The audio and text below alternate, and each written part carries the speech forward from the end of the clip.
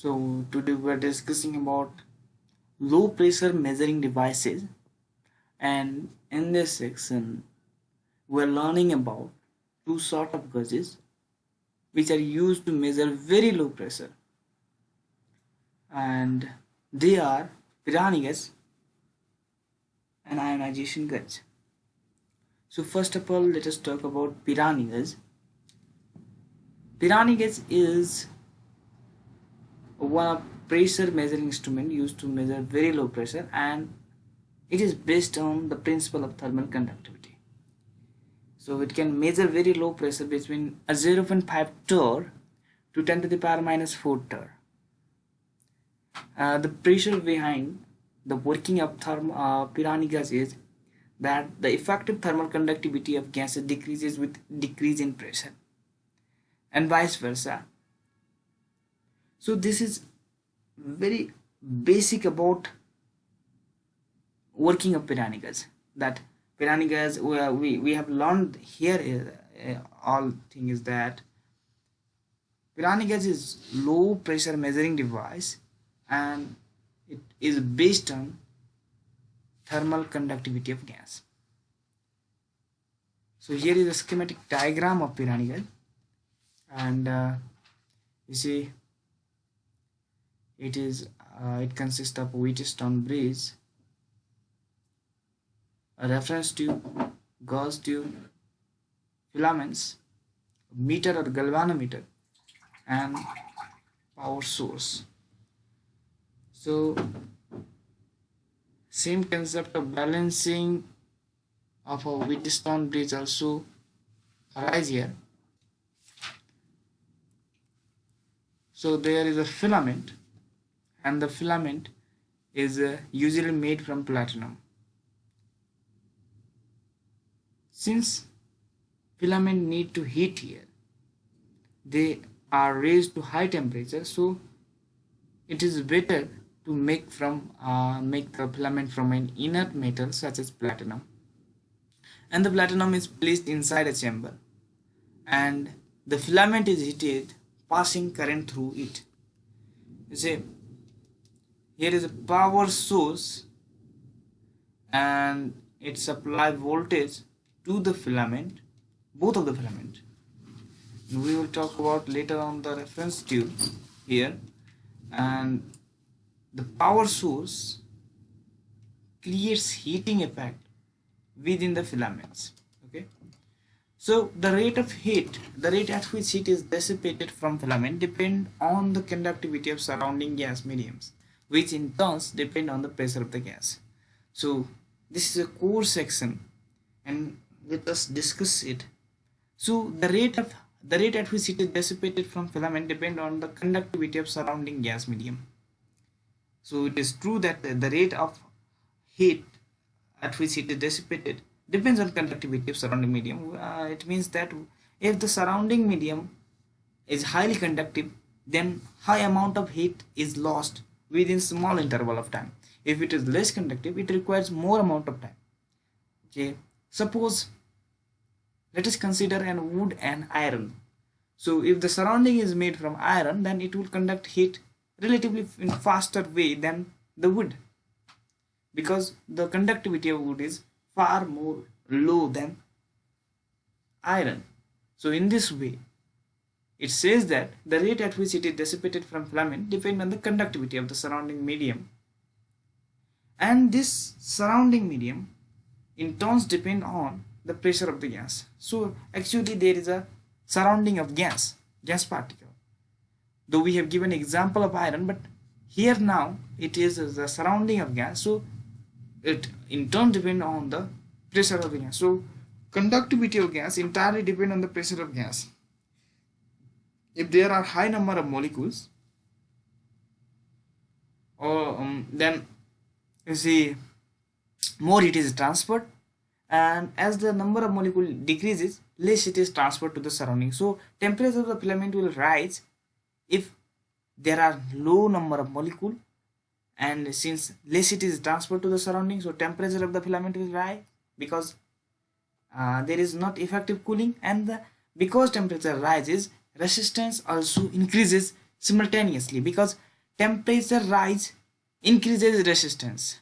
For regular conductors, we are not talking about semiconductors, we are talking about regular conductors or normal conductors, ohmic conductors. And in the sense of ohmic conductor, resistance of the filament or wire or a conductor increases with the increase in temperature. Okay, so if we put it in Wheatstone bridge, we will obtain an unbalanced voltage. So initially we take a balanced Wheatstone bridge. Initially we balance the Wheatstone bridge showing 0 reading, and suddenly we apply the voltage here. Okay, we apply the voltage, and after applying voltage the filament gets heated, and it depends on the number of molecule how much heat it loses, and definitely we'll get an unbalanced voltage there. So this is the image of Pirani gas, and this is a platinum cylinder. See how it look like. Because it is heated to very high temperature, to prevent it from oxidation, it is made from platinum. Platinum is very expensive metal, and it makes Pirani gas costly here.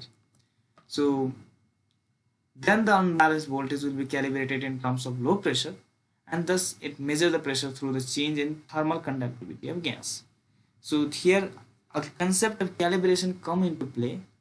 So actually if something become proportional to something, here voltage become proportional to pressure, then definitely we can calibrate it. Okay, keeping some constant, we can calibrate it in terms of voltage. So low pressure or pressure measurement can be calibrated in terms of voltage.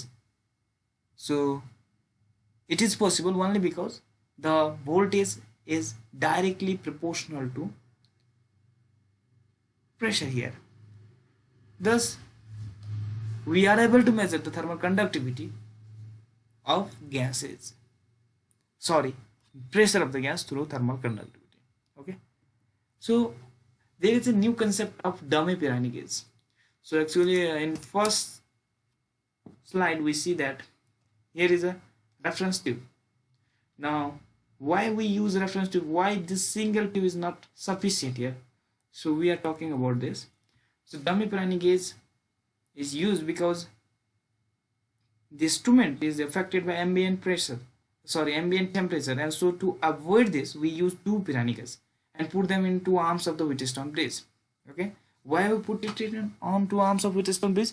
Because the added Pirani gauge is compensating gas or dummy gauge, and it compensates the effect created by ambient temperature. We evacuate this dummy gauge at a low pressure and then seal it. So if there is a change in temperature due to environment, there will be similar change in the resistance, and as the both of the gauges are exactly identical. Okay, so this is why we use reference tube or reference gauge, because in order to cancel the effect of ambient temperature, because there is some effect of ambient temperature on the instrument. So in order to cancel it, we add another Pirani gauge, and because of this added external Pirani gauge, the effect of both of the gauges is cancelled out by each other. Okay, this is a Pirani gauge with dummy gauge. So let us talk about measurements. Initially both gauges will be at same pressure, and the Wheatstone bridge is balanced. Pressure to be measured is connected to Pirani gauge chamber, which will produce unbalanced voltage. So initially both gauges will be at same pressure and Wheatstone bridge will be balanced, but when the pressure to be measured is about to the Pirani gauge chamber, it will produce an unbalanced voltage, and the gauge, if properly calibrated, we can measure the pressure. The accuracy is limited to low pressure because at high pressure there is small variation in conductivity of gas due to change in pressure. Okay, so mirrors is inexpensive. It's very rather it's compared to other things. Okay, and it has a accurate result, good response to pressure change, very good response to pressure change actually, and relation between pressure and resistance is linear for range of us use. What does it mean that it's a linear relation? Is linear, I mean to say it's directly proportional on a certain range of low pressure measurement.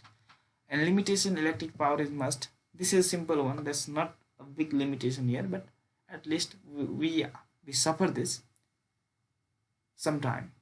Okay. And there is different calibration for different sort of gases. And next sort is ionization gauge. Okay, so we will make a separate video on ionization gauge later on. For today this is sufficient, I feel so. So hope you like the content, and if you like the content, please press the like button, and if you dislike it, this dislike button, and let us know that which field we have to improve and what are the problems here. Okay, so if you want to more videos, please subscribe our channel.